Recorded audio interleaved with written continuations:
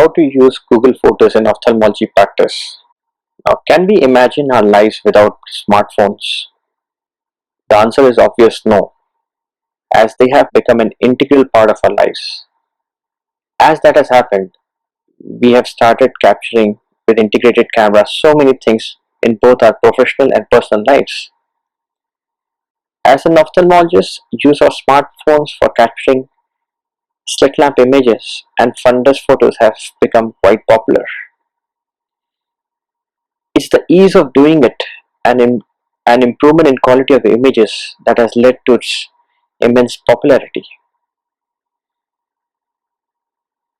Now, with hundreds of images filling up our phones and finally going in Google Photo or iCloud, depending on the phone or the settings that you have used, tracing that photo of an interesting case might become difficult unless you label it properly and keep that database of the label properly. For example, suddenly you are asked to do a presentation on a topic, and then you recollect, yes, I had taken a photograph of a patient that might be useful in the presentation about 4 or 5 years back. It's difficult to locate only with this faint clue. For example, let's say the presentation is trabeculectomy intraoperative complication, and you remember that you had taken a patient who had developed a lens trauma because of the 15-degree side entry knife, which led to localized lens opacity. Now, that's a fantastic documentation that you had done with the help of photograph, but how do you trace it? That's the question. Similarly, when the patient comes for a follow-up after a long time, you want to take a photograph and store it in continuity of a previous photograph taken in his last visit, maybe about 2 years, 3 years back. So again, the question comes how to trace that whole photograph very quickly. So is it possible to have a simple archiving system where there is no additional cost or instruments involved? It is accessible on any system that can be connected to internet. It's very easy to learn and practice, and it comes with no maintenance cost at all, and it's available till eternity. Sounds too good to be true, but it is possible with the combination of Google Photo and Google Drive, which I'm sure most of our mobile phones have it inbuilt as a part of the software. Now, many phones offer free storage in Google Photo, and in phones which don't have free storage, up to 15 GB is anyway free, and beyond that, the cost is very nominal. Google Drive, you really don't use it for storage purpose. You basically use a program from Google Drive called as Google Sheets. It's like an Excel, and you create a Excel sheet or Google Sheet from Google Drive and create an index of photos there. We will see how. Apart from phone, you can download Google Drive and Google Photos on your laptops also. In certain phones like Apple, which works on iOS, you can download Google Suite, which will have both Google Photos and Google Drive. So it's available both on Play Store as well as App Store from Apple. Labeling of the photo is the most important part. So what you can do is, when you label a photo, tag along an interesting feature of that particular photo. And of course, if you are using EMR, MRD number comes in, and the date automatically Google Photo will store it in that particular date on which you have clicked. Once you have labeled it, select it and copy, then the Google Sheet which you have created from the Google Drive, create different columns in the sheet for each area of interest to classify the list of photos. For example, cataract, glaucoma, or refractive surgery, neuro-ophthalmology.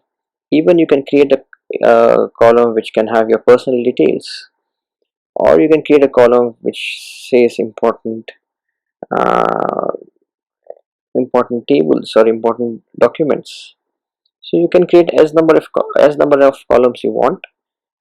So once you have copied the label from the photo, you just go there in the Google Sheet, decide which column it fits in, and just paste it. Now let us look an example. We had clicked a photograph of this patient whom we are labeling as contact lens overuse with corneal epithelial roughening. So this will help us in following up a patient. So once we have labeled this,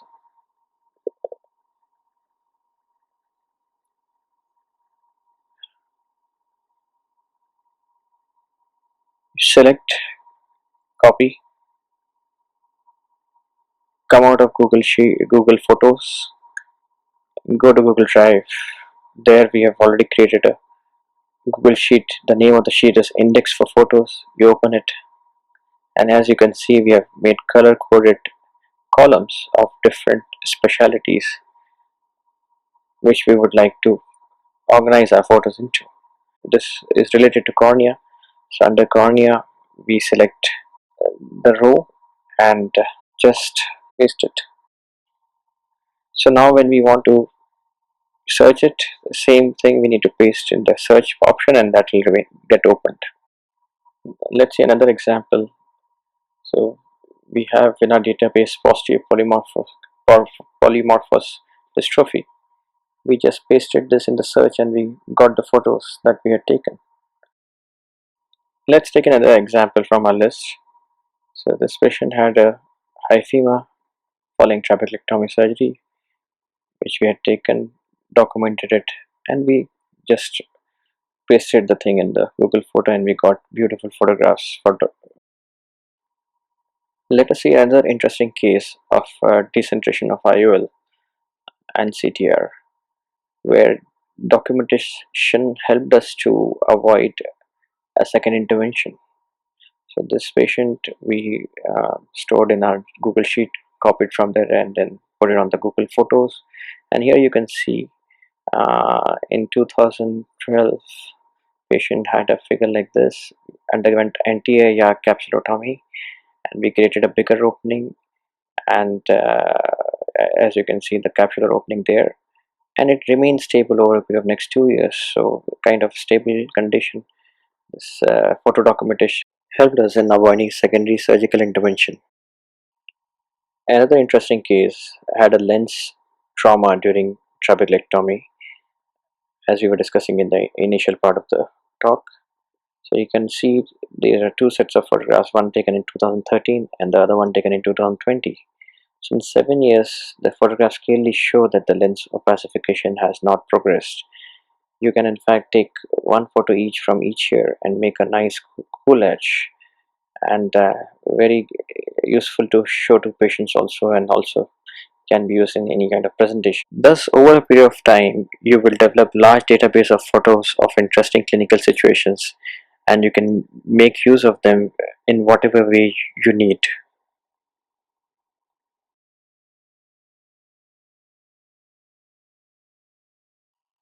Another interesting use of this labeling system is sometimes when you come across an information which you will need one time or the other in your clinical practice. For example, how to make mitomycin for trabeculectomy or PRK. How do you grade visual impairment for issuing blindness certificate? Or what glaucoma medication one should use during pregnancy. So instead of going again and again through the rigors of Google search and wasting time, store this information on your Google photo and just type the appropriate level. So when a need arises, you have to just enter in Google photo search the label, and you have the information in front of you within seconds, thus avoiding time wastage. Let's look at some examples. Now glycerol mannitol, common medications used to control IOP, very high IOPs, and dosage always is difficult to remember, so you can keep it like this and access it whenever you need it. Next example is of blindness certificate. Here you need to grade the level of blindness or visual impairment. So here also you need to have the document from Government of India in front of you, so you can store it in Google Photo and access it whenever you want, and give the certificate to the patient. Another example is of mitomycin C. So sometimes you have a new assistant OT who doesn't know how to make it. So this is handily in your phone. You can just access it. Pregnancy, glaucoma medications, very important that you don't give any wrong medication. If you don't remember it well, you can store it as a photo like this, dividing into different trimesters. So to conclude, this is a very simple, effective and inexpensive system of saving your photos and important information. The main advantage is ease of availability whenever you need it. Thank you for your patient hearing.